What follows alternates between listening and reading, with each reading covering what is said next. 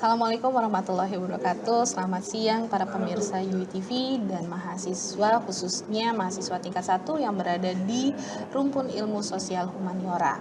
Kali ini saya, Indah Mulyani, akan memandu tayangan literasi untuk mata kuliah Team Teaching Digital Citizenship selama 1,5 jam ke depan.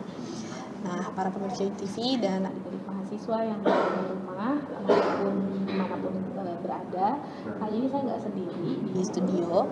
Ada bersama saya itu salah satu dosen pengampu juga untuk mata kuliah Team Teaching Digital Citizenship. Itu ada Pak Wahyu Raharjo. Selamat siang Pak Wahyu Raharjo. Selamat siang Bu Indah. Gimana kabarnya Pak? Alhamdulillah baik. Alhamdulillah. Puasanya lancar? Lancar. Alhamdulillah. Semoga pemirsa TV dan juga adik-adik mahasiswa tetap semangat ya Pak, meskipun sedang masih dalam menjalani ibadah puasa gitu ya. Betul. Tuh. Nah, hari ini kita ketemu lagi nih Pak di mata kuliah Team Teaching Digital Citizenship untuk semester ATA 2025-2026 gitu ya Pak. Nah, selama satu semester ini tentu kita akan banyak membahas beberapa hal ya Pak terkait dengan digital citizenship ya Pak ya. Mungkin tapi sebelum kita membahas terkait apa saja yang akan kita pelajari gitu ya selama kurang lebih satu semester ke depan gitu ya, selama 14 kali pertemuan mungkin saya akan sedikit izin nih Pak Wahyu untuk membahas bagaimana mekanisme perkuliahan Team Teaching, karena kebetulan adik-adik mahasiswa tingkat 1 nih yang diwajibkan ataupun mendapatkan mata kuliah Team Teaching Digital Citizenship gitu ya. Nah, jadi para pemirsa TV dan adik-adik mahasiswa tingkat 1 di Rumpun Ilmu Sosial Humaniora. Jadi mata kuliah Team Teaching mata kuliah Team Teaching Digital Citizenship ini adalah salah satu mata kuliah unggulan yang berfokus pada penerapan teknologi khususnya terkait kecerdasan artifisial dan juga pengolahan big data. Nah, mata kuliah ini merupakan gabungan untuk program studi dengan pembagian 2 buah rumpun ilmu, yaitu rumpun ilmu teknologi rekayasa serta sosial humaniora. Nah, untuk adik-adik tingkat 1 yang berada pada yang prodinya berada dalam rumpun ilmu sosial humaniora, maka akan mendapatkan mata kuliah Team Teaching Digital Citizenship. Nah, tuh. Nah, untuk Team Teaching ini akan berlangsung 1,5 jam ke depan, mulai dari jam 1 sampai dengan jam 14.30, di mana perkuliahan akan berlangsung secara sinkronus dan juga asinkronus. Jadi selama proses pembelajaran, adik-adik mahasiswa dan juga pemirsa TV bisa menyaksikan terkait pembelajaran ataupun materi yang menyangkut tentang digital citizenship, tidak hanya dari dosen pengampu, bahkan nanti juga ada kemungkinan dari narasumber eksternal, di mana setelah pembahasan materi, kemudian aplikasi, kemudian contoh kasus dan lain sebagainya akan dilanjutkan dengan metode asinkronus, di mana adik-adik mahasiswa diwajibkan untuk mengisi kuis di dalam Fiklas gitu. Nah, absennya ini juga ada di dalam Fiklas sambil dengan mengerjakan kuisnya. Jadi setiap pembelajaran ini evaluasinya dilakukan secara asinkronus tuh. Nah, sebenarnya untuk dosen-dosen pengampu mata kuliah Team Teaching Digital Citizenship itu tidak hanya saya dan Pak Wahyu ya. Ada juga beberapa dosen lain yang memang berasal dari berbagai rumpun ilmu yang juga memang berada dalam rumpun ilmu sosial humaniora. Yang pertama itu kalau adik-adik mahasiswa mungkin pernah ketemu atau kenal, itu ada Profesor Dr. Insinyur Budi Hermana MM. Beliau adalah memiliki latar belakang keilmuan ekonomi gitu ya. Kemudian ada juga Ibu Dr. Matrisya Hermita MSc MIKOM tuh. Beliau research interestnya banyak di bidang kognitif neuroscience, informatic medicine dan yang lain sebagainya, termasuk juga keilmuan komunikasi dan media, juga psikologi dan ICT gitu ya. Banyak sekali ini pengalamannya. Dan juga ada Pak Wahyu Raharjo, Bapak Dr. Wahyu Raharjo MSI dengan latar belakang keilmuan psikologi. Kemudian ada Bapak Dr. Ahmad Juma Khotib Nur Ali, itu dengan latar belakang keilmuan sastra. Kemudian ada Bapak Dr. Endika Perdana MM dengan latar belakang keilmuan ekonomi. Dan yang terakhir ada saya sendiri, yaitu Dr. Indah Mulyani MSI dengan latar keilmuan psikologi. Nah, nanti tidak hanya dari kelima dosen pengampu ini yang akan memberikan materi dalam perkuliahan teaching digital citizenship, tapi juga akan banyak lagi mungkin dari narasumber eksternal dan juga narasumber-narasumber lainnya, bergantung dengan materi yang akan dipelajari. Kurang lebih seperti itu terkait mekanisme perkuliahan tim teaching digital citizenship. Nah, Pak Wahyu, Ya. ya, kali ini di semester ini kita masih bertemu kembali dalam mata kuliah tim teaching digital citizenship.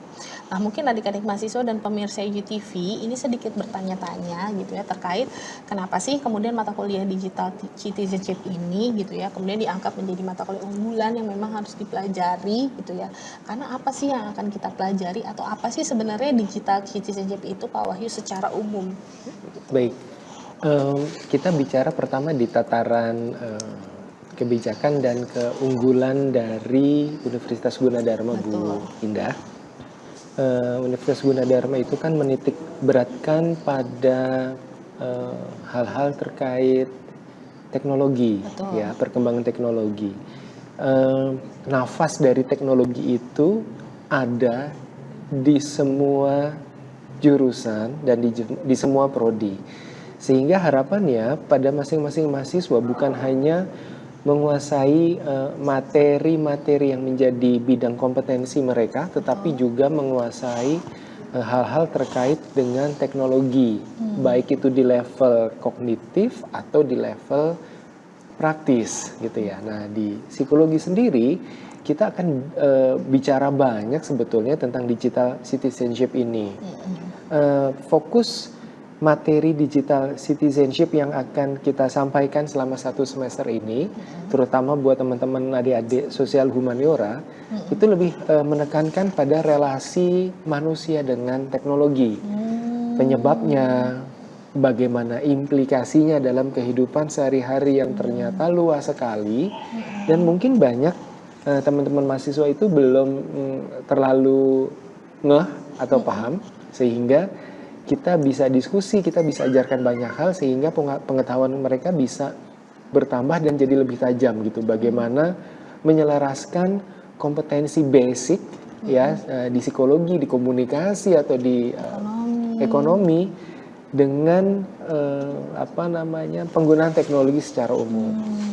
Nah, untuk itu kita harus tahu dulu sebetulnya Bu Indah definisi dari digital citizenship itu apa gitu. Kalau adik-adik di layar sudah bisa melihat definisi dalam versi bahasa Inggrisnya, tetapi sebetulnya gini, saya usahakan bicara dalam bahasa Indonesia ya, yang lebih enak. Jadi keluarga negara digital itu apa sih gitu ya? Kemampuan untuk menemukan informasi dan berinteraksi dengan orang lain secara digital. Kemampuan ini itu membutuhkan keterampilan, gitu, dan juga tanggung jawab, gitu. Jadi kalau kita bicara tentang digital citizenship, kita tidak hanya bicara tentang kompetensi, tapi kita juga bicara tentang etik, gitu. Mata kuliah ini menjadi penting untuk diketahui karena kalau teman-teman adik-adik mahasiswa ini kan unggul ya di bidang kompetensi terkait dengan teknologi, penggunaan teknologi. Mereka punya kemampuan yang hebat, yang progresif mengikuti perkembangan teknologi, tentang bagaimana menggunakan teknologi. Nah, nanti kita akan bicara secara lebih imbang bahwa ternyata penggunaan teknologi itu juga memerlukan tanggung jawab yang juga besar, sehingga ada batasan-batasan yang bisa dipegang dan dikembangkan oleh teman-teman adik-adik mahasiswa supaya kompetensi yang hebat yang mereka miliki dalam mengerjakan atau menggunakan teknologi ini tidak kebablasan atau memicu masalah-masalah atau konsekuensi-konsekuensi lain dari penggunaan teknologi itu sendiri. Intinya seperti itu sebetulnya digital citizenship itu. Kalau secara terminologi tadi ya, kalau kita terjemahkan atau kita translatekan digital citizenship itu adalah warga digital gitu ya.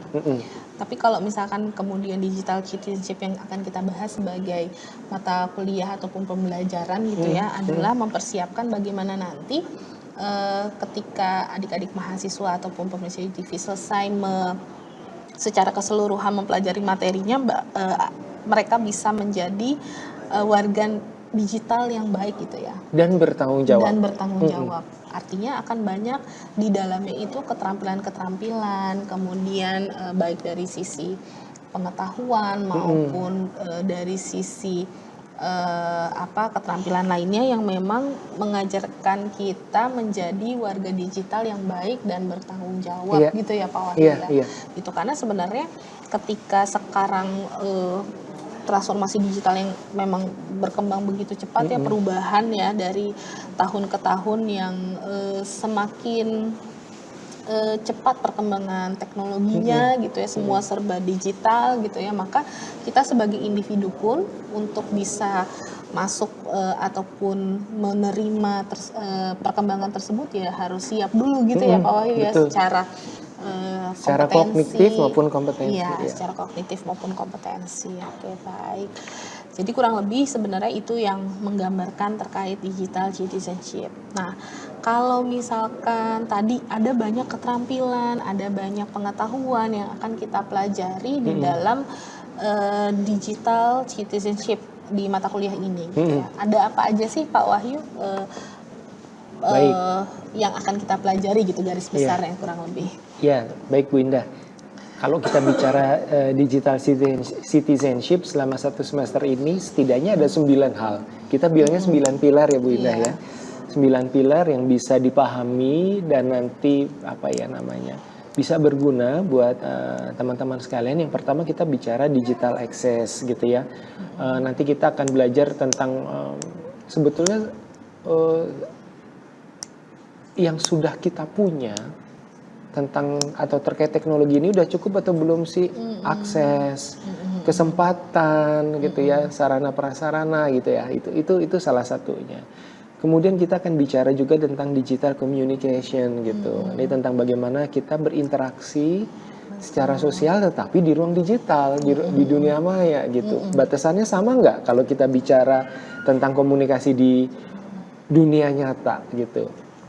Sama atau beda? Samanya di mana, bedanya di mana, konsekuensinya apa gitu ya. Kemudian ada digital literacy. Digital literacy ini adalah titik beratnya itu sebetulnya lebih pada kognisi. Jadi bagaimana kita memahami boleh tidaknya apa dan bagaimananya tentang aktivitas-aktivitas atau perilaku-perilaku di dalam dunia digital. Gitu. Katanya sih nih ya, orang-orang yang digital literasinya tidak terlalu baik cenderung lebih rentan mengalami banyak masalah ketika berinteraksi di dunia maya gitu. Kemudian ada digital security and safety. Nah, ini nanti kita bisa bicara dari perspektif sistem dan juga dari perspektif perilaku. Hal-hal apa saja yang mungkin potensial untuk menjadi masalah dalam segi keamanan gitu ya. Kita bolehnya ngapain, kita jangan sampai ngapain, di bagian apa ini bisa bolong, di bagian apa kita harus hindari misalnya kayak gitu. Kemudian ada digital etiquette gitu ya. Nah, ini fokus pada etik sebetulnya. Kita nanti akan belajar batasan-batasan, pedoman-pedoman tidak tertulis yang sebaiknya kita ketahui dan kita pegang dalam berinteraksi di dunia maya dan dalam menggunakan teknologi-teknologi yang terkait dengan dunia digital. Jangan sampai misalnya kita salah jalan, salah klik, salah komen. Nah, batasan-batasnya itu juga harus tahu.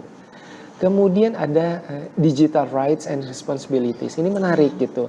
Jadi sebetulnya kita bukan cuma sekedar hidup di dalam dunia digital, tetapi dunia digital itu sendiri kurang lebih fungsinya sama dengan dunia nyata. Jadi kita bisa mendapatkan banyak hal positif dalam dunia digital, sehingga kita bisa tahu sebagai warga negara digital, kita bisa ngapain aja untuk menyumbang sesuatu yang positif bagi dunia. Kita bisa ngapain sih gitu.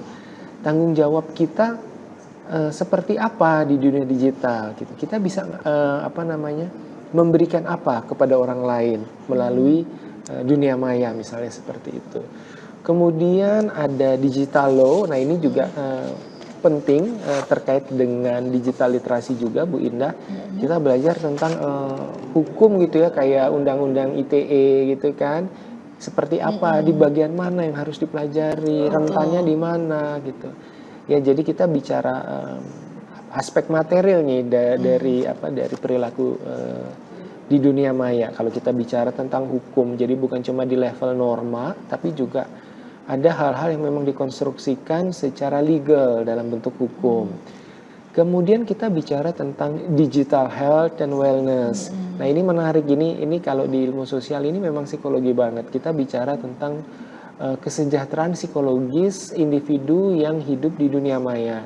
Kita akan belajar bahwa akan ada perilaku-perilaku tertentu yang mengakibatkan kita menampilkan perilaku-perilaku yang mungkin kurang berkenan atau sifatnya deviant behavior di dunia maya. Atau ada juga perilaku-perilaku di dunia maya yang kalau kita tidak sadari dan tidak kita kendalikan bisa menyebabkan permasalahan kesehatan mental buat kita gitu. Nanti ini di dalamnya di bagian ini. Dan yang terakhir ada digital commerce. Nah ini nanti fokusnya adalah pada kehidupan ekonomi gitu. Jadi bagaimana kehidupan digital itu bisa membantu perekonomian baik secara individu atau secara komunitas gitu. Bagaimana kita bicara ekonomi pergerakannya dalam perspektif digital gitu Bu Indah. Ya, berarti dari 9 pilar ini ya Pak Wahyu cukup banyak yang bisa kita bahas yang bahkan nanti mungkin topiknya atau judul perkuliahannya mungkin tidak spesifik terkait digital akses atau terkait apa, tapi memang membahas, bisa juga kita membahas satu fenomena yang merupakan aplikasi dari materi pembelajaran dari 9 pilar yang terlampir ya gitu ya Pak Wahyu. Bakalan jauh lebih menarik daripada judul-judul yang ditampilkan ini loh Bu Indah. Betul, karena memang kalau misalkan kita bahas sedikit mungkin ya Pak Wahyu lebih detail gitu untuk masing-masing 9 pilar berdasarkan di materi-materi sebelumnya atau kemungkinan nanti yang akan bisa kita bahas, misalkan dari segi pilar pertama misalkan digital akses ini kan tadi terkait apa yang sudah kita punya gitu ya Pak Wahyu. Jadi kesempatan yang adil bagi semua individu untuk mengakses teknologi dan internet guna berpartisipasi dalam masyarakat digital. Nah sekarang kalau kita mau bahas tentang digital citizenship, kalau nggak punya aksesnya kan juga bingung ya Pak Wahyu. Betul. Nah menurut Pak Wahyu di yang sekarang ada nggak sih Pak, masih ada nggak sih Pak orang-orang yang memang ataupun bagian-bagian sekelompok tertentu individu yang memang belum mendapatkan digital akses nih? Iya, kalau kita lihat di Indonesia terutama gitu ya, bahwa semua perkembangan kehidupan itu kan berpusat di pulau-pulau tertentu, misalnya di Pulau Jawa gitu. Dan kita juga tidak bisa menafikan bahwa teknologi itu membutuhkan dukungan infrastruktur. Betul. Nah, pertanyaannya apakah di pulau-pulau terpencil atau di pulau-pulau di luar sana, misalnya di daerah Indonesia bagian timur itu infrastrukturnya sudah cukup mumpuni untuk persoalan digital ini gitu ya. Kita bicara tentang listrik misalnya. Apakah listrik sudah sampai? Nggak usah internet dulu, misalnya listrik gitu ya. Nah, jadi digital access itu sebetulnya tidak sesederhana yang kita sangka Bu Indah. Jadi kalau akses sudah terpenuhi, yang harus dicek berikutnya adalah kita punya cukup kemampuan nggak untuk menggunakan teknologi yang sudah ada gitu.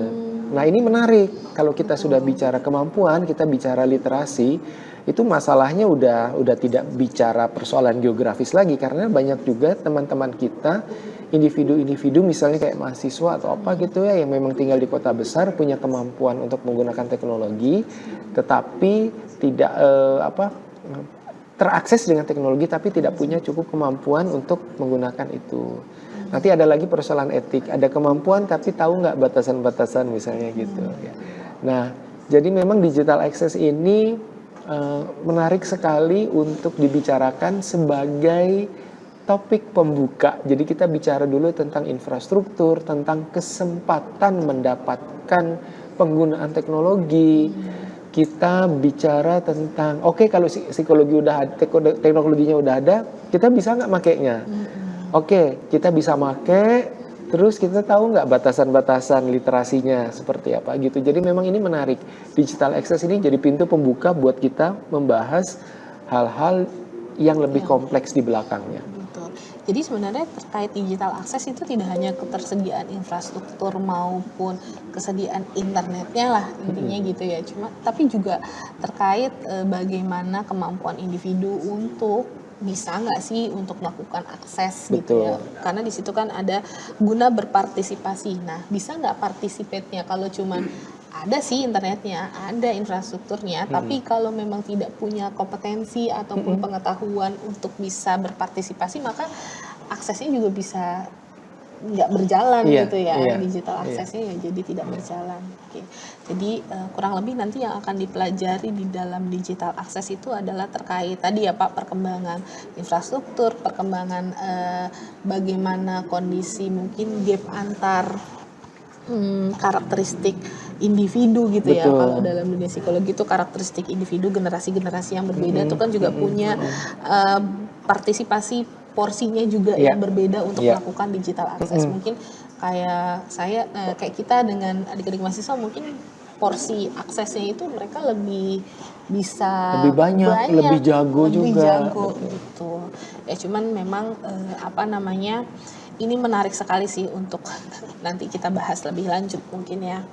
Nah, contoh aplikasinya lagi nih Pak Wahyu, tadi pilar kedua tadi Pak Wahyu sempat menjelaskan terkait digital communication itu adalah bagaimana kita melakukan komunikasi di dalam ruang digital gitu ya Pak. Artinya kalau kita melakukan komunikasi itu ada pertukaran informasi melalui berbagai platform media yang digital secara efektif dan juga tepat. Nah, tapi ada efektif dan tepatnya gitu nih Pak. Nah, sebenarnya kurang lebih apa saja Pak yang akan nanti digali atau contoh aplikasinya? Pembahasan terkait digital communication itu seperti apa Pak? Ya, nah untuk digital communication ini agak tricky Bu Indah, karena komunikasi itu sebetulnya kan kita menyampaikan maksud, ya, menyampaikan isi pikiran, menyampaikan isi hati gitu. Dikatakan efektif dan tepat itu kalau yang kita utarakan itu bisa dipahami oleh orang yang menjadi lawan bicara komunikasi kita, gitu ya. Pada faktanya kalau di dalam dunia nyata itu ada berbagai macam barriers untuk itu gitu ya. Perasaan malu, takut gitu ya, atau mungkin relasi yang berbeda power gitu kan, yang ada hambatan-hambatan norma, unggah-ungguh kalau di Jawa misalnya seperti itu. Itu terjadi di dunia maya, di dunia nyata. Gimana di dunia maya gitu ya. Kan ada persoalan sinkronus, asinkronus gitu kan. Saya sekarang lagi stres, nyampainya 10 menit kemudian atau setengah jam kemudian gitu kan. Orang jadi gimana misalnya kayak gitu. Jadi bisa seefektif itu enggak di dunia maya kalau ada batasan-batasan. Kenapa? Misalnya kalau kita bicara di dunia maya, kita nggak bisa melihat secara langsung misalnya ekspresi kita, merasakan keadaan-keadaan sesungguhnya seperti apa.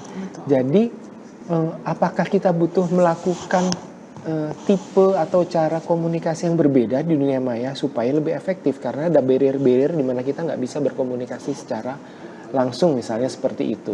Nah ini juga menarik banget ini Bu Indah, karena nanti dari persoalan communication ini kita bisa bicara tentang media sosial gitu ya, media sosial yang dipakai untuk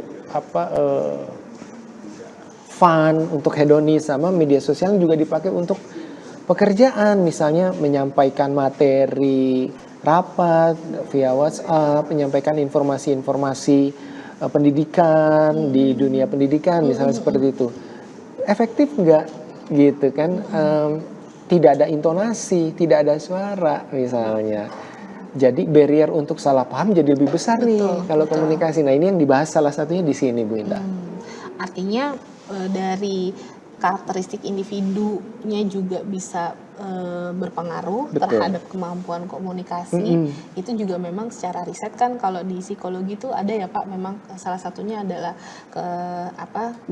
kepribadian gitu atau trait gitu ya, memang mempengaruhi keterampilan dalam berkomunikasi. Itu yang memang face to face, apalagi yang memang terkait nanti komunikasi yang terjadi di dunia digital gitu ya. Yang lebih spesifik kan. Betul, yang gitu. lebih spesifik. Ada sinkronus, ada diskronus dan lain sebagainya ya. Gitu. Meskipun ini agak erat kaitannya nanti dengan digital etik ya Pak. Betul. Gitu. Karena kan bagaimana menyampaikan informasi, tadi ya disebutkan bagaimana angka berarti kan ada norma yang berlaku sehingga penyampaian informasinya harus lebih tepat dan lebih proper ataupun sesuai gitu ya. Ya. Ya, baik Pak Wahyu, tanpa terasa kita sudah mau di penghujung segmen 1 nih Pak Wahyu ya. Saking dari tadi seru untuk membahas masing-masing pilar gitu. Tapi kita akan kembali setelah jeda berikut ya. Jadi adik-adik mahasiswa dan pemirsa TV jangan kemana-mana, kami akan kembali setelah jeda berikut.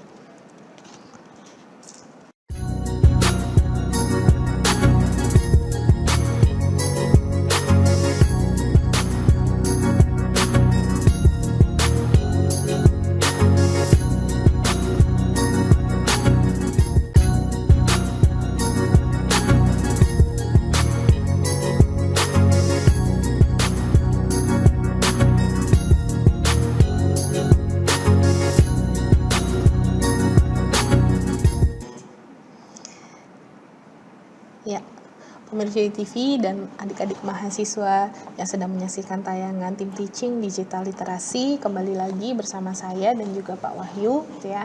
Yang tadi di segmen awal kita sudah sedikit membahas terkait mekanisme perkuliahan, kemudian siapa-siapa saja dosen pengampunya selain saya dan juga Pak Wahyu gitu ya. Kemudian apa arti dari digital citizenship secara umum gitu ya, dan apa saja yang akan kita pelajari. Nah, terkait apa saja yang akan kita pelajari tadi sudah disebutkan terkait 9 pilar gitu istilahnya ya kalau di kita bilangnya, atau 9 pokok bahasan yang bisa dijelaskan dalam digital citizenship. Tadi kita sudah sampai dalam pokok bahasan yang kedua nih Pak Wahyu yang secara lebih detail tadi sudah dijelaskan, yaitu sampai di digital communication gitu. Nah, berikutnya nih Pak Wahyu, kita akan sedikit membahas terkait tentang digital literasi. Nah, pada pilar digital literasi ini apa saja sih Pak Wahyu yang akan kita bahas? Tadi sudah sempat di-mention sih sama Pak Wahyu ini terkait bukan hanya terkait kemampuan kognitif saja, tapi bagaimana kemudian individu bisa menginternalisasi informasi yang didapatkan gitu ya untuk kemudian dinilai atau dipersepsikan gitu ya, kurang lebih sih seperti itu. Nah, kalau di sini sendiri kan digital literasi adalah kemampuan bagaimana menemukan, mengevaluasi dan menggunakan informasi digital secara kritis dan juga etis. Nah, ini gimana nih Pak Wahyu terkait digital literasi? Ya, sesuai definisinya Bu Indah ya, menemukan itu adalah satu kompetensi yang saya pikir adik-adik mahasiswa itu udah pinter banget. Betul. Ya, menemukan. Kemudian mengevaluasi itu harus kita cari tahu dulu nih gitu kan. Betul. Misalnya game apa yang bisa diinstal yang tidak merugikan diri, ya itu kan personal evaluasi. Atau misalnya bisa nggak kita mencari informasi kesehatan yang memang sesuai sama diri kita, bukan cuma sekedar informasi kesehatan umum atau yang bisa siapapun, misalnya seperti itu. Nah, jadi menemukan, mengevaluasi, kemudian ini yang penting menggunakan informasi digital secara kritis gitu. Dapat berita misalnya, apakah kita cerna dulu, cari tahu kebenarannya, atau main kita reshare misalnya, ya. Kritis tuh di situ. Kalau enggak, kita nggak tahu itu batasan-batasan dan konsekuensi-konsekuensi negatif yang mungkin aja bisa terjadi sama kita nih kalau kita tidak kritis gitu. Ada banyak kasus di mana teman-teman di luar sana itu main sembarangan reshare, retweet misalnya ya, atau mengunggah hal-hal yang kayaknya itu nggak boleh deh gitu ya. Jadi persoalan berpikir kritis ini sangat dipentingkan dalam berinteraksi di dunia maya, karena mereka tuh nggak punya rules, ya. Jadi kita yang harus punya kemampuan untuk kontrol bagaimana kita berinteraksi, gitu. Kritis itu penting, Jangan responsif, apa-apa di-share, langsung naik darah. Misalnya kalau ada info-info tertentu, jangan, harus kritis. Dan yang terakhir etis, makanya nanti kita terkait dengan digital etik, betul.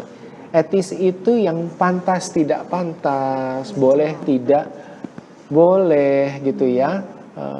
Kalau misalnya saya sebel nih sama Bu Indah, gitu ya, kita berkonflik gitu, terus saya nulis status gitu ya, etis nggak? Nah, kayak gitu.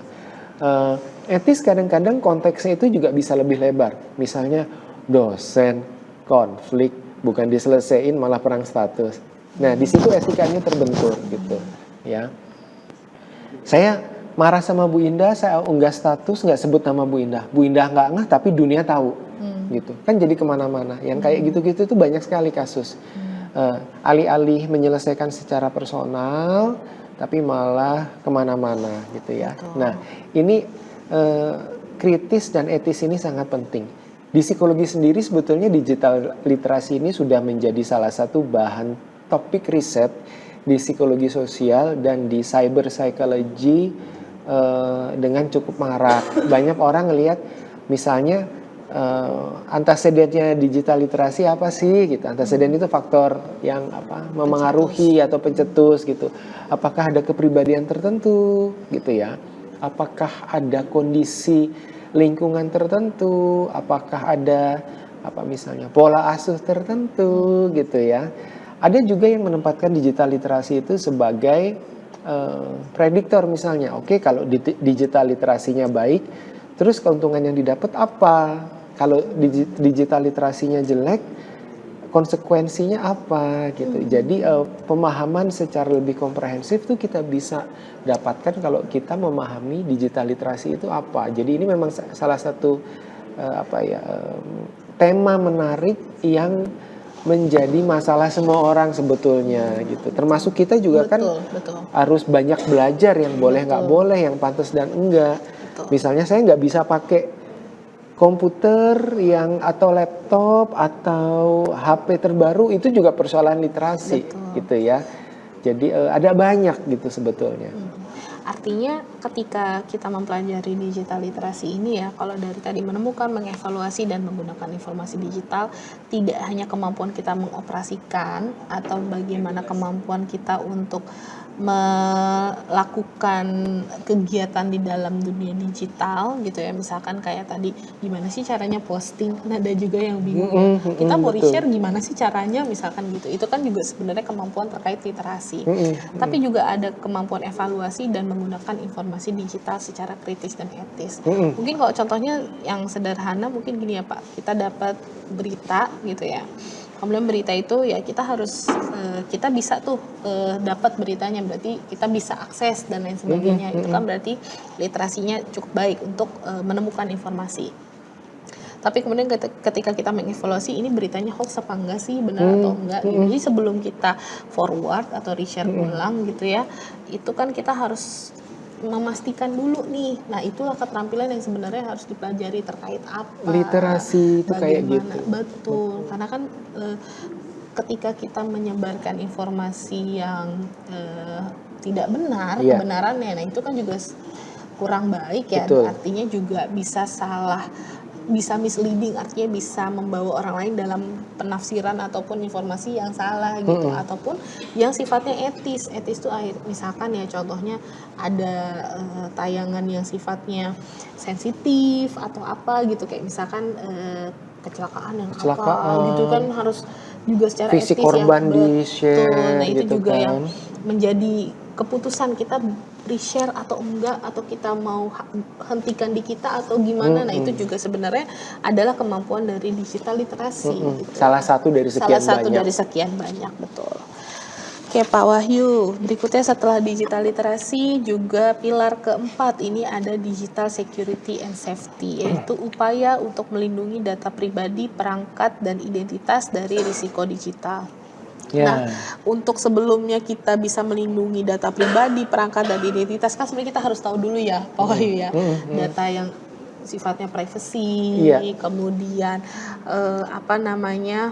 perangkat kita tuh apa saja, kemudian risiko digital yang bisa terjadi apa gitu ya, terus Betul. bedanya kayak misalkan fraud itu seperti apa, terus misalkan hacking apa dan lain sebagainya, itu bedanya apa. Karena memang biasanya nanti kalau di bagian digital security and safety ini bisa dikaitkan dengan biasanya narasumber yang memang dari teknologi informasi, Betul. sehingga nanti lebih komprehensif gitu ya Komprehensif. Pak Wahyu Betul, ya betul. gitu. Karena sebenarnya kalau di terkait di keilmuan sosial humaniora, mungkin karena kita backgroundnya psikologi ya Pak Wahyu, sebenarnya kalau terkait upaya melindungi data pribadi, perangkat, dan identitas dari risiko digital, itu memang sebenarnya kalau dari aspek manusianya gitu ya Pak, itu kan sebenarnya ada namanya awareness gitu ya, atau kesadaran gitu ya. Menurut Pak Wahyu gimana? Ya, menarik Bu Indah kalau kita bicara dalam perspektif ilmu sosial, terutama dalam ilmu psikologi, kita bicara tentang motif gitu ya. Jadi kita nggak harus selalu bicara output, tapi kita bicara tentang motif. Melindungi data pribadi. Kenapa sih data pribadi bisa bocor gitu? Kok bisa? Kenapa gitu? Kita ambil salah satu contoh yang sangat menarik adalah manusia itu kan memang berbeda satu dengan yang lain gitu ya. Dan ada begitu banyak perilaku yang didorong karena untuk tujuannya adalah untuk pemenuhan kebutuhan-kebutuhan tertentu, kebutuhan untuk diakui, kebutuhan untuk populer, kebutuhan untuk dibilang hebat gitu. Sehingga untuk memenuhi kebutuhan-kebutuhan tersebut banyak orang-orang itu melakukan perilaku-perilaku di dunia maya yang rentan fraud, rentan tipuan, rentan risiko-risiko yang lain. Misalnya saya pengen pamer nih, saya udah ngapain aja gitu kan. Jadi setiap saya posting ada info saya lagi di mana, ngapain, jam berapa. Nah, kebayang untuk orang-orang yang punya niat jahat di luar sana, pola itu kan sama. Kalau kita punya kebutuhan yang tidak cukup terpenuhi dengan satu perilaku, maka akan muncul di perilaku-perilaku berikutnya. Jadi misalnya saya akan memposting saya sedang di mana, ngapain, waktu, lokasi, itu pasti akan berulang gitu ya. Dan orang bisa ngelihat itu polanya dan menemukan bahwa oh, orang ini berarti saya ini orangnya seperti itu, polanya seperti itu, keluarganya seperti ini gitu loh. Jadi membuka celah. Jadi kadang-kadang memang data pribadi itu bukan cuma perkara bahwa HP kita bisa dibobol, tapi bagaimana kita menjaga aktivitas kita untuk tidak sharing personal information di dunia maya. Contohnya seperti itu. Kalau dalam perspektif ilmu kita bisa ngelihat kok bisa, motivasinya apa, kenapa kamu kok nggak bisa jaga privasi. Kenapa kamu mencari pengakuan dengan mengumbar data-data pribadi gitu. Kalau secara teknis nanti teman-teman dari IT yang lebih dalam nih soal ini gitu Bu. Iya, iya. Berarti memang kalau terkait digital security and safety ini sangat menarik ya, sebenarnya berkaitan juga dengan konsekuensi yang ada ketika kita melakukan semua pembeberan informasi gitu ya. Artinya kalau kita oversharing ya, kalau sekarang istilahnya mungkin ya, kalau kita melakukan oversharing itu juga sebenarnya berdampak pada aspek-aspek lain dalam kehidupan kita. Ya. Nah, ini salah satu yang memang akan dibahas di dalam digital security and safety. Ya. Baik, Pak Wahyu. Nah, mungkin kita bergerak lagi Pak Wahyu nih, kita ke pilar berikutnya. Nah, ini yang tadi menjadi beberapa bagian-bagian yang dibahas dalam pilar-pilar lain, yaitu digital etiquette.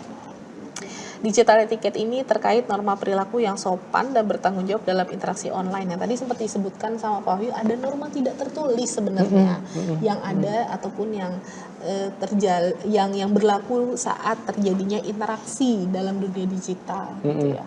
Nah, kurang lebih apa sih Pak Wahyu yang nanti akan dibahas dalam digital etiquette ini? Nah, etiquette itu kan membantu kita untuk berinteraksi sesuai norma yang ada gitu. Tantangannya di dalam dunia digital itu menjadi lebih besar karena apa yang kita lakukan di dunia digital itu nggak ada yang ngawasin gitu. kita ngerasa lebih feel free to do anything gitu loh. Tanpa terlalu mikir risikonya buat orang lain apa, konsekuensinya buat diri kita apa gitu. Makanya kita harus punya bekal etik yang boleh tuh yang apa sih, yang nggak boleh yang apa, atau yang pantas itu apa, yang nggak pantas itu apa gitu. Kita ngelihat postingan orang, kita nggak suka, kemudian kita komentar gitu. Yang pantas yang apa? Yang tajam, yang mencaci maki, yang kasar, atau yang apa? Misalnya kayak gitu. Bukan persoalan how to respond, tapi respons itu punya batasan atau enggak. Misalnya kayak begitu. Kan ini media sosial saya, boleh dong saya unggah apapun. Iya boleh, boleh banget gitu. Itu hak kita, gitu ya. Tapi, gitu loh. Kamu sudah sadar belum ketika memposting ini dan itu ada konsekuensi lain yang kamu mungkin nggak tahu gitu ya. Nah, perilaku sopan gitu. Saya pikir sopan itu kan basic manners ya dalam interaksi apapun, baik dunia maya maupun di dunia nyata gitu. Betul. Jadi karena ini basic manners, jadi nggak ada istilah kalau di dunia digital kita juga bisa seenaknya, nggak bisa gitu juga gitu loh. Apalagi identitas kita kan bisa dikejar dari yang kita tampilkan gitu. Betul. Siapa bilang nggak ada yang ngawasin? Siapa bilang nggak ada konsekuensi? Ada gitu ya. Belum undang-undang ITE misalnya ya yang kalau begini nanti begitu gitu tuh harus betul-betul dicek gitu. Nah, salah satu etiket yang paling sederhana kalau di dunia teman-teman mahasiswa adalah berkomunikasi dengan orang yang posisinya lebih tinggi atau lebih senior gitu. Misalnya berkomunikasi dengan orang tua, berkomunikasi dengan senior, berkomunikasi dengan dosen. Jadi bagaimana cara kita berkomunikasi dengan sesuai konteks gitu. Emang kalau komunikasi misalnya WA, emang kalau ngirim WA bisa jam 12 malam kan enggak juga gitu ya. Jadi ada etika-etika yang beririsan atau mengiringi perilaku-perilaku digital kita gitu loh. Karena kita tetap hidup di dunia nyata, berarti ada efeknya di dunia nyata gitu. Jadi kita nggak sepenuhnya hidup di dunia digital gitu. Cara kita berkomunikasi, timing, konten percakapan gitu ya, panjang pendek misalnya, bahasa, kemudian emoji itu juga Bu Indah gitu. Kalau buat teman-teman mahasiswa sekarang semua emoji itu kan kayak kesannya kayak sama ya. Tetapi ada emoji tertentu yang sensitif buat orang-orang di level tertentu, dari suku tertentu misalnya. Kalau kita ngobrol sama teman orang bule, mereka nggak biasa pakai emoji, jadi mereka akan ngelihat kita aneh atau ngasih sedekah kayak gini, terus yang kayak gitu-gitu. Jadi kita memang harus tahu konteks gitu, karena kita berkomunikasi dengan orang yang berbeda-beda gitu ya. Orang yang pandai itu bukan orang yang kompeten menggunakan teknologi, tetapi orang yang pandai, yang tahu batasan dan tahu menggunakan teknologi sesuai konteksnya masing-masing, kayak gitu. Berarti sebenarnya secara garis besar digital etiquette ini adalah membahas terkait sopan santun dalam berinteraksi di dunia digital, entah dalam berkomunikasi, entah dalam merespon, atau entah dalam mungkin memposting dan lain sebagainya. Itu ada seperti norma yang tidak tertulis yang memang ya karena bagaimanapun yang kita melakukan interaksi sebenarnya meskipun di dunia digital juga dengan sesama manusia dan makhluk hidup gitu. Betul. Yang punya rasa marah, yang punya rasa yang bisa tersinggung dan lain sebagainya gitu. Kita komunikasi di dunia nyata aja bisa salah paham. Betul. Apalagi komunikasinya di dunia digital yang serba terbatas. Betul. Kalimat nggak bisa kita utarakan sepanjang kalau kita ngomong.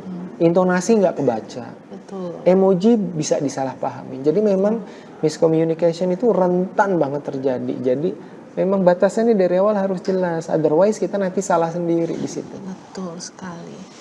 Ya, mungkin kita lanjut ke pilar berikutnya Pak Wahyu. Ya. Nah, ini ada digital rights and responsibility. Jadi mungkin terkait hak dan tanggung jawab ya Pak sebagai Betul. warga digital, karena di sini pengertian adalah hak kebebasan berekspresi dan privasi di dunia digital yang disertai kewajiban menggunakan teknologi secara etis. Nah ini gimana nih Pak Wahyu? Nah, Hak dan ini kewajiban. juga menarik. Jadi di mana-mana individu itu memang punya hak dan kewajiban, Betul, termasuk di dunia digital. betul.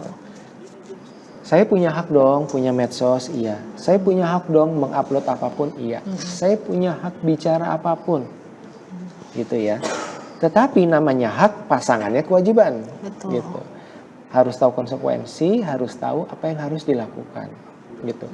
Kalau misalnya kita bicara hal-hal yang buruk, kemudian orang lain marah menuntut kita tahu itu bagian dari kewajiban kita untuk menangani hal tersebut, gitu. Jadi masalahnya gini Bu Indah, kebanyakan teman-teman itu kalau sudah di dunia digital itu taunya cuma hak doang. Konsekuensi sama responsibilitasnya itu nggak dibawa gitu. Padahal ini sepasang, ini bestian ini dua nih, rights and responsibilities. Jadi nggak mungkin cuma ada rights tanpa responsibilities gitu. Setiap orang ingin dihormati sama kayak kita. Gitu. Jadi kita juga harus belajar menghormati orang lain, berekspresi, privasi gitu ya. Saya nggak pengen kok terlalu privasi. Saya pengennya saya kasih tahu semua. Gak apa-apa, itu hakmu. Gak apa-apa, itu hakmu. Yang penting kamu tahu aja bahwa ada konsekuensi dari itu.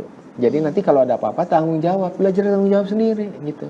Misalnya saya mengunggah slip gaji gitu di medsos. Wah, gaji saya bulan ini kecil nih, gimana gini gitu. Hak dia gitu. Tapi konsekuensinya juga dia harus tahu. Gimana caranya bertanggung jawab bahwa itu nanti akan ada efek domino ke perusahaan tempat dia bekerja, apalagi misalnya ke divisi-divisi tempat di perusahaan tersebut. Itu tanggung jawab dia gitu. Jadi jangan dipikir kita hidup tanpa responsibility. Nah, ini yang harus ditahu. Kewajiban menggunakan teknologi secara etis. Di rapat kita pakai telepon, teriak-teriak. Di tempat umum kayak di kereta kita merekam orang. Banyak kan kasus-kasus di media sosial kan kayak gitu. Merekam orang kemudian disebarkan. Walaupun misalnya istilahnya untuk hal-hal baik, ya, tujuannya misalnya baik, oh begini-gini, tapi kan nggak ada konsen. Apakah orang tersebut mau atau bersedia apa enggak? Gitu. Bukan yang masih belum dipahami oleh banyak orang di Indonesia adalah bukan baik atau buruk, tetapi ada konsen atau enggak. Hal baik pun kalau kita ngerekam tanpa konsen jadinya nggak bisa. Gitu. Jadi konsen itu penting. Etik tuh begitu. Kebayang yang kurang dilakukan adalah kebayang kalau kita di posisi mereka. Atau kita di kereta, orang videoin kita disebar. Misalnya untuk hal yang baik, ya tetap aja kita nggak mau kayak gitu. Jadi kurangnya adalah empati, menempatkan diri kita pada posisi orang yang mungkin bisa dirugikan dalam hal itu. Jadi digital right and responsibility salah satunya yang sifatnya personal itu seperti itu. Tapi nanti kita bisa banyak banget diskusikan hal ini terkait dengan kehidupan bermasyarakat terutama gitu loh. Jadi efeknya bukan ke kita juga, tapi banyak juga ke masyarakat. Jadi mungkin boleh aja sih, namanya kita punya kebebasan berekspresi, mau posting apa juga rights, sebenarnya ya. boleh rights. Tapi ketika postingan itu kemudian ada atau kemudian muncul, itu disertai dengan banyak tanggung jawab yang ada, konsekuensinya gitu, yang kita harus menjalani ya sebagai bentuk tanggung jawab tadi, penggunaan secara etis ya. Kalau memang ternyata ada hal-hal yang seperti tadi tidak ada konsen dan lain sebagainya, kemudian di postingan tersebut jadinya, makanya kan sekarang banyak yang habis posting terus tiba-tiba dihujat terus habis itu minta maaf apa, itu kan banyak efek domino yang akhirnya jadi mungkin secara normanya dia melanggar dan rights doang yang dipikirin, responsibility-nya belum. Betul. Gitu ya. Atau mungkin sesederhana mungkin kalau dalam dunia akademis ini ya Pak, terkait kita boleh hak kita untuk misalkan mengadaptasi gitu ya, tapi menyitasi, nah gitu ya. Caranya benar apa enggak nyitatnya gitu. Oke, baik. Next Pak, di pilar yang berikutnya. Nah ini sebenarnya ada kaitannya ya Pak dari Nyambung ya, satu dengan sama lain. digital rights and Betul. responsibility. Karena kalau kita bahas digital law ini kan sebenarnya ada salah satu pilar yang membahas terkait aturan hukum yang mengatur penggunaan teknologi dan konsekuensi tadi dari pelanggaran. Nah tadi ketika kita melakukan hak kita memang boleh, tapi terus kemudian ada konsekuensi yang berjalan gitu ya. Nah ini kan sebenarnya yang dibahas konsekuensinya tuh di digital law gitu ya. Mungkin memang secara undang-undang itu tadi ya sudah disebutkan diatur sih dalam undang-undang ITE ya Pak ya, segala bentuk pelanggaran untuk transaksi elektronik kalau nggak salah, atau dalam bentuk dalam bentuk pelanggaran digital gitu itu sudah dimuat dalam undang-undang ITE. Tapi sebenarnya ada lagi nggak sih Pak konsekuensi lain di luar dari hukum ataupun undang-undang yang berlaku, misalkan konsekuensi sosial gitu, dikucilkan atau apa gitu Pak. Ini sebenarnya juga masuk nggak sih Pak dalam pembahasan ini? Ya, sebetulnya kalau konsekuensi sosial kita fokusnya ke topik yang lain Bu Indah. Nah ini kita fokus ke law, artinya semuanya itu sifatnya legal gitu ya. Baik. Memang sudah dikonstruksikan dan ditetapkan dan punya kekuatan hukum untuk mengatur aktivitas dan perilaku kita dalam kehidupan di masyarakat gitu. Jadi memang yang paling enak ini kita memang bicara tentang undang-undang gitu ya. UU ITE itu kan undang-undang informasi dan transaksi elektronik ya.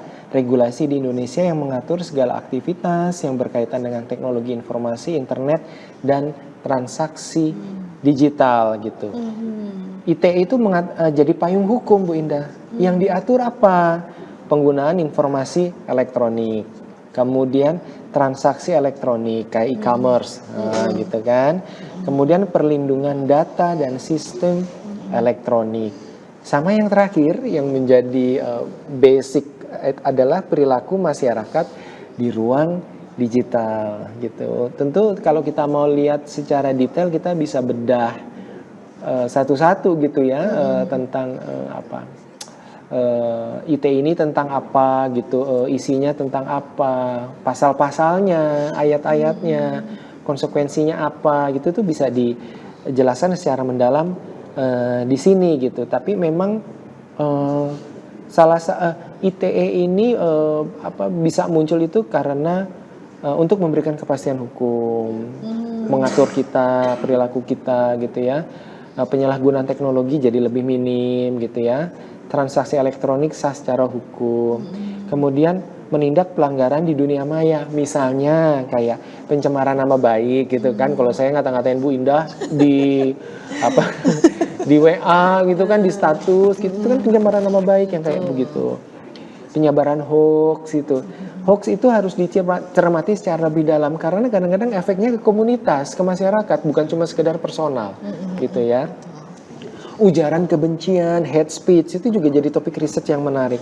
Penipuan online, fraud gitu kan, dan ilegal, akses ilegal kayak hacking. Nah kayak gitu-gitu Bu. Jadi siapa bilang kita nggak diatur? Yang ngatur ada, baik termasuk sesuatu yang sifatnya normatif, yang unwritten gitu ya, termasuk yang written dan legal kayak hukum gitu Bu.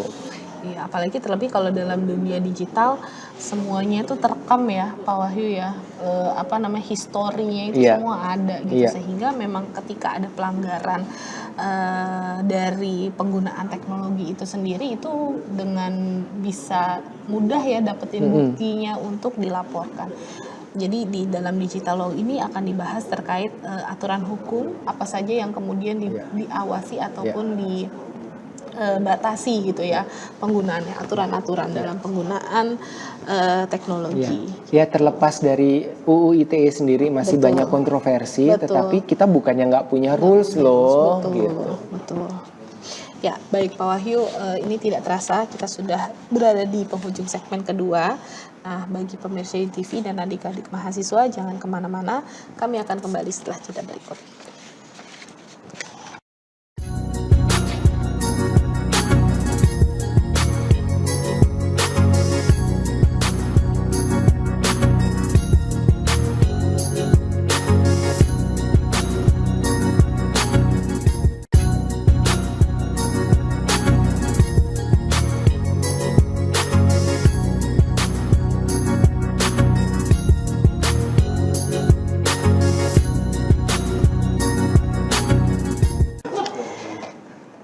Ya, baik pemirsa UTV dan adik-adik mahasiswa yang masih menyaksikan tayangan Tim Teaching Digital Literasi.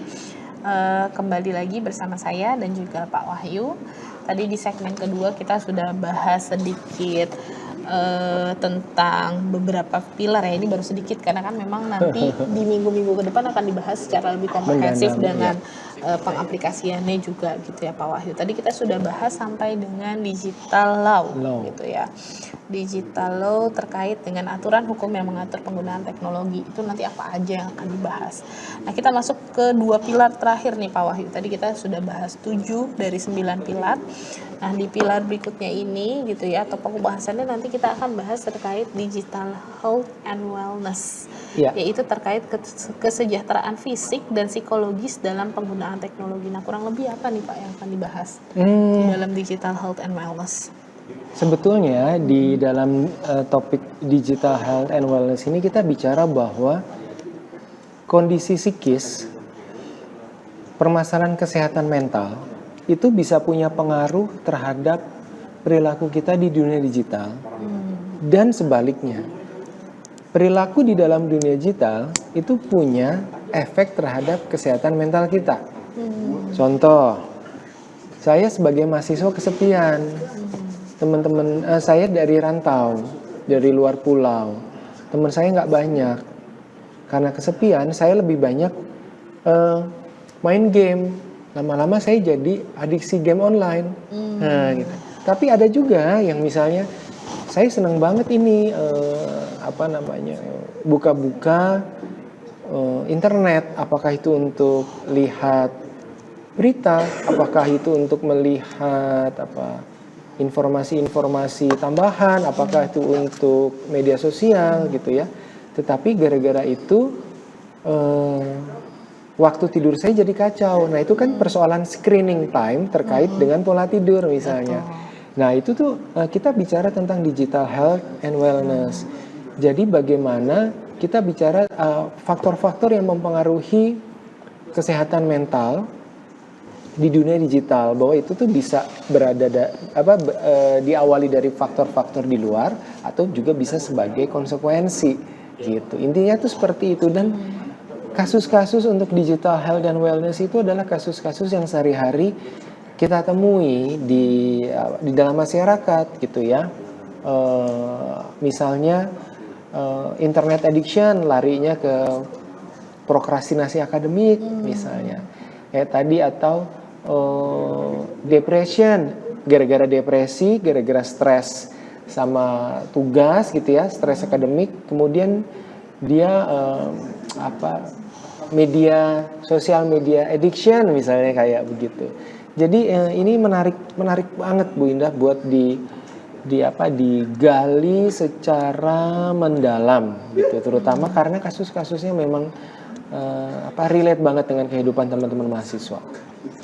Oh, berarti bisa digambarkan secara garis besar ya, kurang lebih adalah dampak fisik maupun dan psikologis akibat dari penggunaan teknologi. Penggunaan teknologi kan tentu banyak banget ya Pak, banyak banget bentuknya. Salah satunya misalkan tadi time screen yang berlebihan gitu kan. Time screen berlebihan berarti secara psikologis bisa berdampak pada adiksi gitu ya, keinginan untuk mengulang kembali. Nah, terus kalau misalkan secara fisik berarti misalkan ada back pain misalkan, terus habis itu penurunan attention span, kemampuan melihat jadi low vision misalnya kayak begitu. Iya betul. Nah, sebenarnya ada satu topik lagi nih mungkin yang sangat menarik yang sempat dibahas itu terkait sama pola makan juga tuh Pak. Pola makan. Karena sebenarnya penggunaan teknologi yang sekarang semakin maju itu merubah pola makan, pola kebiasaan makan dan lain sebagainya, yang juga berdampak bukan hanya secara psikologis tapi juga fisik gitu, atau bukan hanya fisik tapi juga psikologis, karena perubahan pola makan kan juga bisa berdampak gitu ya secara fisik maupun psikologis. Jadi sebenarnya banyak banget dan memang menarik banget ya Pak tentang health and wellness ini. Betul. Nah, kemudian terakhir nih Pak, pilar yang terakhir Nah, itu ada pilar terakhir nih, digital commerce, yaitu aktivitas jual beli barang atau jasa melalui platform digital secara aman dan bertanggung jawab. Lagi-lagi ada responsibility-nya nih Pak. Iya, iya, iya. Jadi di dalam digital commerce nih apa saja Pak yang akan dibahas kurang lebih? Iya. Ini teman-teman ekonomi nih yang Betul. yang ahli di sini nih, nanti yang jelasin kalau nggak salah Pak Andika ya, Bu Indah ya. Digital commerce itu kan bicara tentang marketplace gitu ya. Bagaimana kita bertransaksi secara digital, yang aman gimana, yang nggak boleh gimana, ada batasan-batasan di situ gitu ya. Kalau dikaitin sama hal-hal seperti topik-topik psikologi, kita bicara tentang misalnya apa,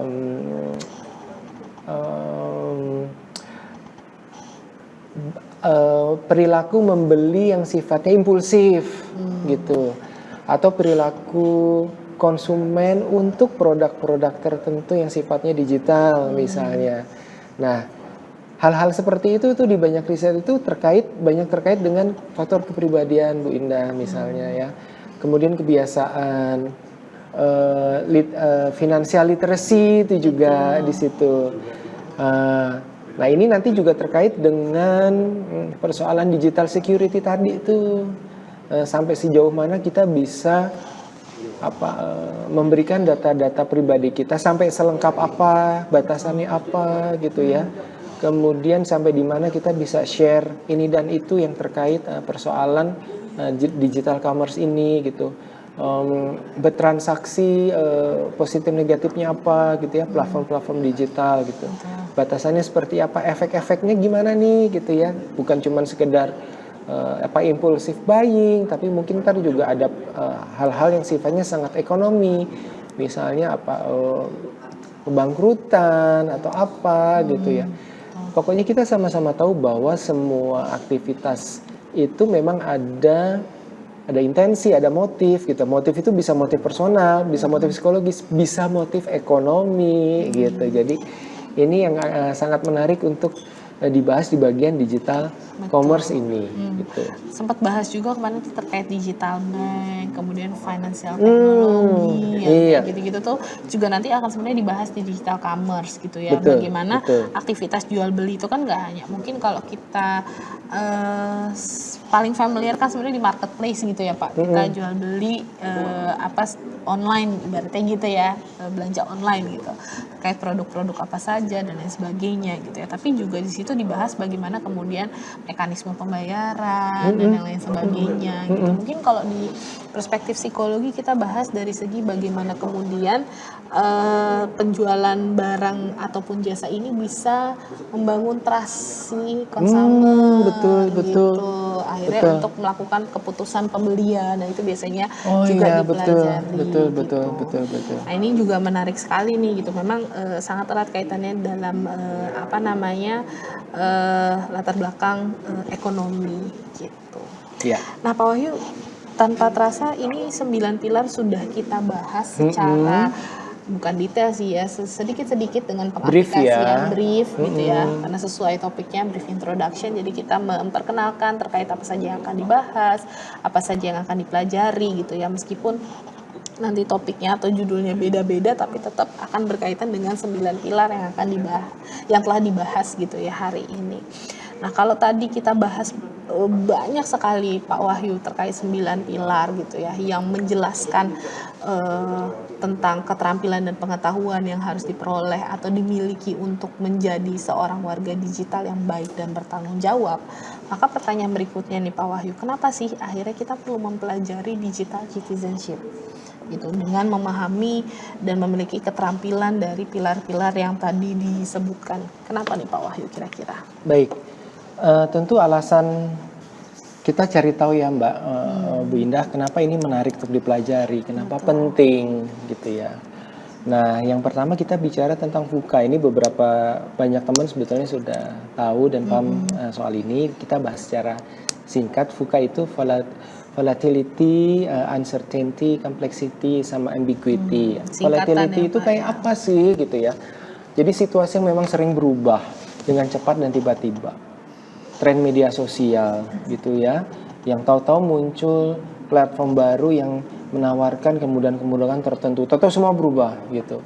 Kayak misalnya sekarang dulu kalau kita mau dagang platformnya tertentu, misalnya apa yang warna hijau atau yang warna orange gitu kan. Iya, Nah sekarang kayak TikTok aja bisa jadi alat penjualan kan, gitu. Itu kan jadi VUCA juga. Jadi gimana caranya penjual itu bisa merespon terhadap perubahan ini, bahwa ada kesempatan-kesempatan yang lebih besar untuk bertahan hidup, untuk menjual dagangannya. Konsumen di sisi lain juga belajar untuk bisa mengikuti bahwa sekarang tuh kalau mau beli atau berdagang itu udah ada pergeseran, misalnya kayak gitu ya. Itu volatility. Kemudian ada uncertainty, sulit memprediksi apa yang akan terjadi di masa depan gitu ya.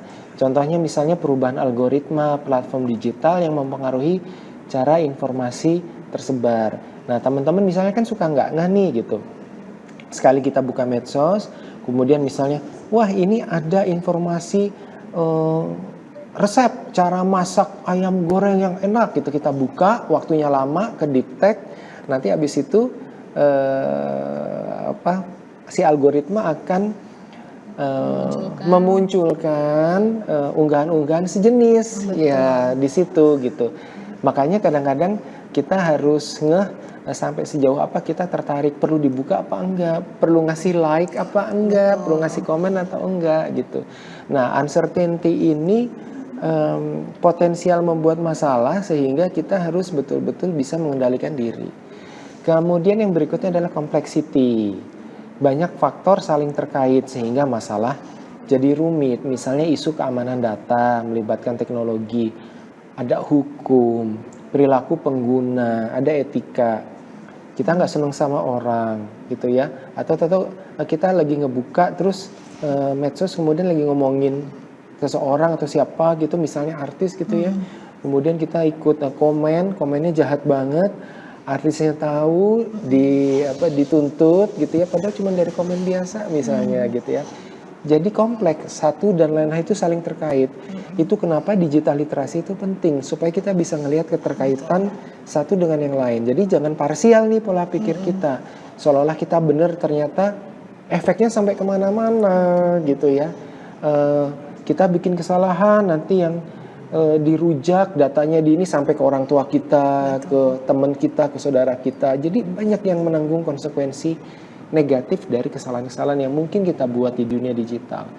Kemudian ambiguity, informasi tidak selalu jelas sehingga bisa ditafsirkan secara berbeda. Yang tadi sempat disinggung ya, misled ya, information misled. Jadi hati-hati gitu. Informasi ini maksudnya apa? Apakah cukup disebarkan di kalangan terbatas atau enggak? Di banyak kasus yang jadi kasus berkepanjangan itu kan informasi-informasi yang disebarkan di kalangan terbatas tapi kemudian di-share keluar gitu. Jadi bikin masalah baru gitu ya. Kemudian persoalan hate speech itu kan juga masih debatable gitu kan. Hati-hati. Jadi memang mau nggak mau, salah satu hal yang bisa kita lakukan adalah menghindari gitu, karena kita nggak pernah tahu batasannya. Dibilang hate speech itu apa misalnya, jadi memang harus hati-hati. Ya banyak berita di internet yang belum tentu benar, pahamnya sampai sejauh apa. Kita tahu nggak cara cross checknya seperti apa gitu ya. Ada yang namanya cyberkondriasis kalau nggak salah Bu. Jadi bagaimana cara kita itu, aduh kok gue belakangan ini sulit tidur ya, kenapa ya, cek di internet. Terus tahu-tahu kita dapat informasi yang nggak bisa kita saring. Kita overthinking, kalau bahasa psikologinya ruminasi, stres sendiri gitu kan. Jadi internet menyajikan semua, tapi bagaimana kita mempersepsikan batasan-batasan itu, ini benar, ini enggak. Yang saya pikir enggak benar, kayaknya saya harus cross check gimana caranya, harus tahu gitu. Atau ini memang benar tapi enggak cocok buat saya, yang kayak gitu-gitu. Ambiguity, banyak hal-hal yang ambigu gitu. Jadi kita harus pastikan dulu kebenarannya gitu. Memang ini khas banget sekarang tuh, VUCA banget Bu. Betul. Jadi sebenarnya VUCA ini adalah satu kondisi gitu ya Pak. Betul. Kondisi yang sering berubah, nggak pasti, kompleks dan nggak jelas gitu ya. Contohnya mungkin kondisi yang kemudian menuntut kita punya strategi adaptif gitu ya dalam menghadapi si VUCA ini. Betul. Gitu. Karena kondisi yang VUCA itu kan perubahannya cepet, terus kompleks banget, terus nggak pasti, terus nggak jelas infonya. Contohnya mungkin pada saat situasi kemarin ya, kita sudah melalui itu pada saat pandemi kan sebenarnya adalah situasi yang kemudian berubahnya sangat cepat, tiba-tiba lo semua serba langsung beralih tatap muka, banyak berkurang, nggak pasti ini kedepannya bakal berapa lama gitu kan. Kemudian kompleks banyak hal yang terkait gitu kan antar satu dengan yang lainnya. Kalau misalkan contohnya kayak misalkan belanja gitu ya pada saat pandemi itu kan kemudian bergeser banyak banget dan lain sebagainya, perubahan serta informasi yang tidak selalu jelas dan bisa ditafsirkan berbeda. Yang benar yang mana? Yang benar yang mana terkait kondisi yang sedang terjadi gitu ya. Nah, maka diperlukan tadi ya strategi adaptif untuk menghadapi si kondisi VUCA ini. Nah, termasuk kenapa akhirnya kita mempelajari digital citizenship mungkin adalah karena tadi ya Pak, dunia digital itu kan kondisinya VUCA banget ya, karakteristiknya VUCA banget. Kenapa? Perubahannya cepet banget ya Pak Wahyu ya. Kalau mungkin tadi sempat disebutkan bahwa ada perubahan dari segi marketplace yang dari dulunya media sosial kemudian berubah jadi marketplace, kemudian ada banyak perubahan yang tadinya hanya untuk komunikasi chat aja kemudian berubah jadi media sosial. Pokoknya perubahannya terus dengan regulasi yang juga terus berubah.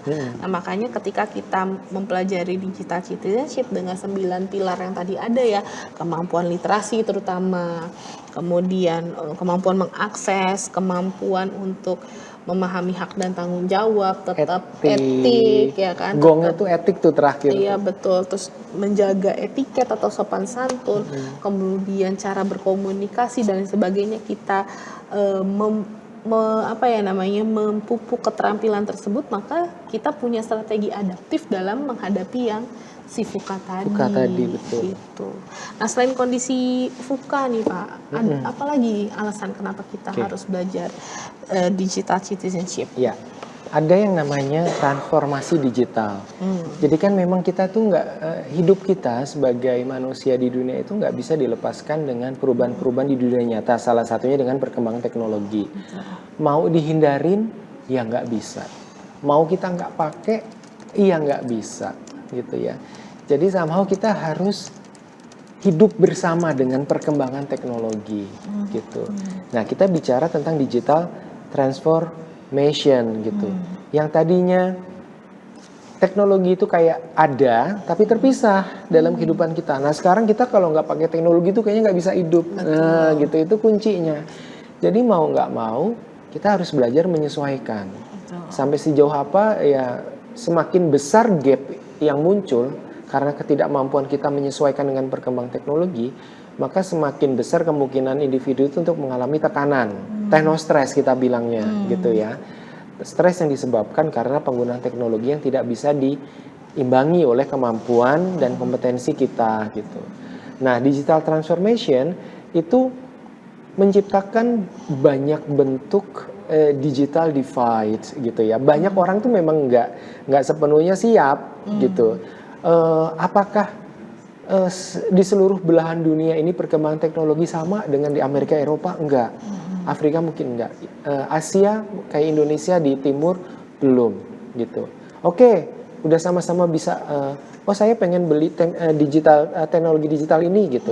Lu bisa pakai apa enggak, gitu loh. Jadi ada banyak digital divides. Kayak kita lah, Bu Indah. Kita belajar software statistik. Udah bisa. Muncul yang versi terbaru, yang kemampuan baru, harus ngikutin lagi kita, gitu loh. Selama nggak bisa ngikutin, divides-nya itu menjadi besar, gitu, gap-nya gede banget, gitu ya. Nah, kemudian ada persoalan trust and security sebagai pusat kesuksesan digital transformation. Jadi supaya transformasi digital ini bisa sukses, supaya bisa betul-betul melebur dalam kehidupan sehari-hari, supaya kita bisa tidak maladaptif, itu ya kita harus trust. Kalau trust, kita berusaha ngikutin, upgrade kemampuan, dan security kita paham batasan-batasan risiko yang bisa kita terima kalau kita ini anu gitu lah. Dan yang terakhir itu kayak COVID. Ya, tadi kan udah sempat disinggung sama Bu Indah bahwa digital transformation itu adalah konsep yang sudah ada sejak lama. Tetapi COVID itu kayak mempercepat keadaan. Betul. Jadi yang tadinya kita masih punya opsi untuk menggunakan teknologi digital saat COVID, enggak ada. Mau nggak mau harus bisa, mau nggak mau harus dilakukan karena ada persoalan jarak ya yang nggak bisa diterabas saat itu gitu loh. Saya nggak bisa pakai platform digital untuk belanja begitu COVID, mau nggak mau kudu belajar. Betul. Supaya bisa survive. Mau kemana? Pasar tutup, kita tetap harus makan misalnya ya. Jadi ini adalah persoalan accelerating. Jadi ada konteks-konteks tertentu yang membuat transformasi digital ini menjadi lebih cepat terjadinya, gitu Bu Indah. Oke.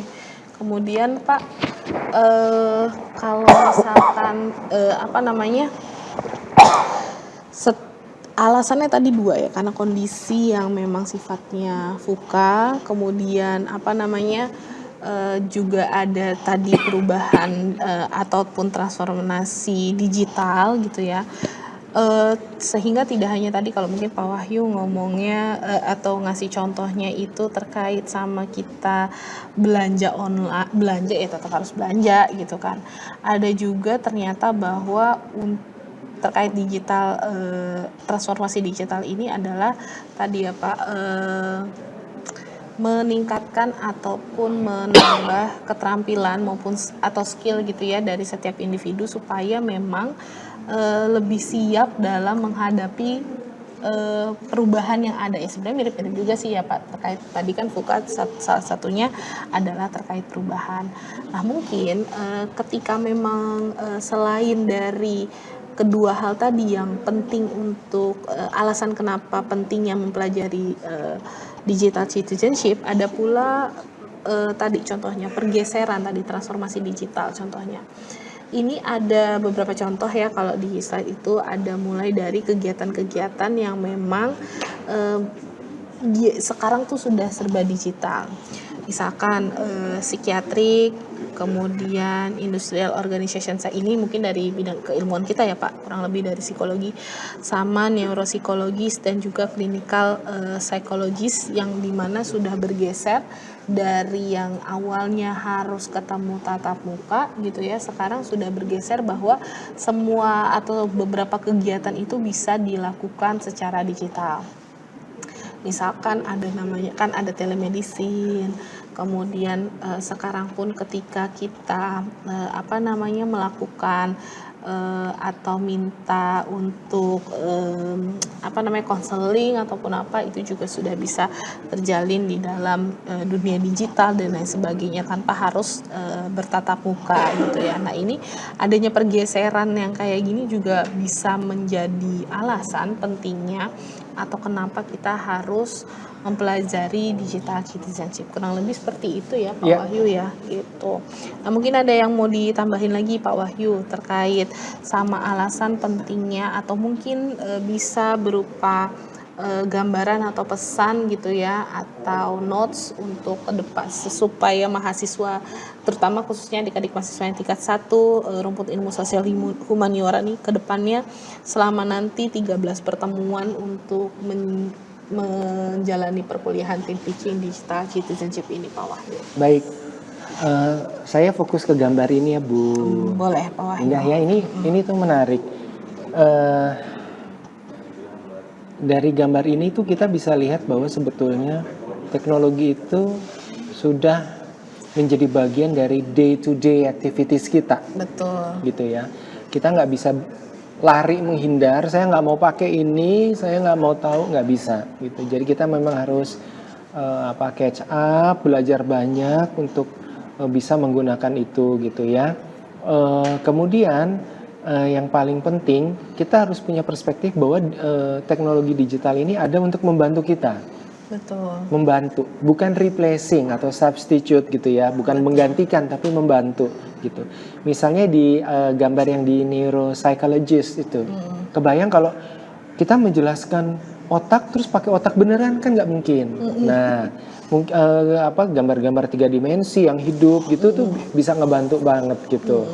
Kemudian di psikologi industri misalnya ya kan, kita bisa ngelihat grafik ini dan itu secara nyata. Kayak kalau kita nonton Marvel misalnya Bu Indah ya, di di ruangannya Tony Stark gitu ya, yang paper plots itu kan langsung ada visualisasi tentang gedung atau apa gitu yang aslinya nggak ada, itu kan ngebantu banget gitu. Tapi tetap kita yang kontrol, kita yang kendalikan. Nah, kunci untuk bisa mengendalikan itu ya memang kita bukan cuma harus punya kompetensi, tapi juga tahu how to control, how to handle gitu kan. Limitationnya tuh apa aja gitu, sampai sejauh mana kita bisa mengendalikan itu semua. Teknologi digital itu sama kayak motor. Setiap orang bisa belajar naik motor gitu. Betul. Tapi rambu-rambunya, bagaimana bersikap di jalan raya, itu persoalan yang berbeda gitu ya. Kalau cuman belajar menggunakan, semua orang bisa gitu ya. Mungkin butuh waktu yang berbeda-beda, tetapi etik itu ada di level yang berbeda. Jadi harus belajar banyak. Kalau enggak, nanti kita tenggelam di dalam perubahan yang ada di VUCA. Jadi kita tenggelam dalam teknologi, kita ngikutin teknologi, kita ke bawah, dari teknologi kita dapat hal-hal negatif doang gitu. Gara-gara pakai HP, motivasi belajar turun, prestasi belajar turun, ribut sama orang tua karena main game terus gitu. Terus dapat apa dari teknologi?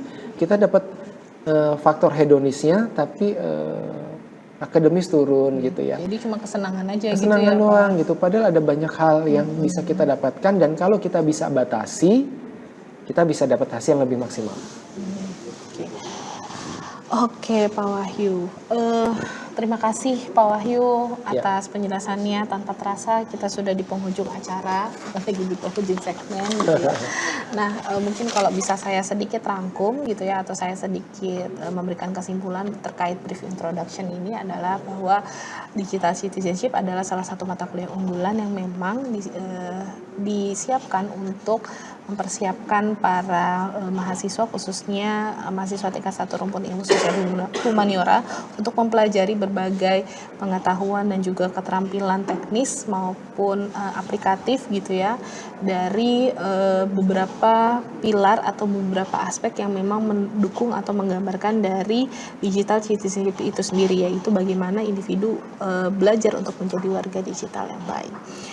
Terima kasih sekali lagi Pak Wahyu. Terima kasih Bu Indah. Selamat melanjutkan ibadah puasanya. Semoga hari ini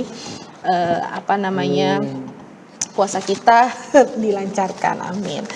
Baik, demikian yang bisa saya sampaikan. Terima kasih pada para pemirsa TV dan adik-adik mahasiswa. Sampai jumpa.